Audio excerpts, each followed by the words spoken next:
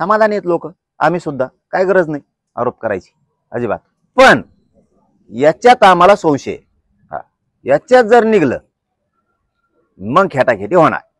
दादा तुमचं हे साखळी उपोषण जे आहे ते किती दिवसांचं असणार आहे आणि तुम्ही मुंबईला केव्हा जाणार असाल तर म्हणजे पहिल्यासारखेच कोटीनं मराठा घेऊन जाणार?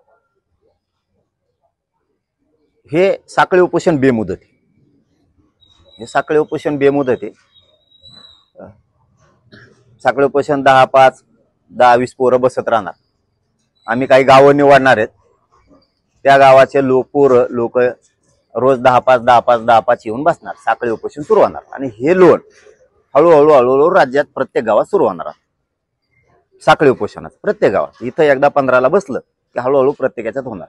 इथं आम्ही काही ठराविक गावं मिळून ठरवणार आहेत की रोज एका गावाने बसवायचं. गावाने म्हणजे 10-5 पोरं आहेत ते काय आम्ही हे साखळी उपोषण आता बेमुदत सुरू ठेवणार. 10-5 पोरं बसणार, असं काय लाखांनी बसणार नाही. प्रत्येक वेळेस आम्हाला काय दाखायची गरज नाही. कोणी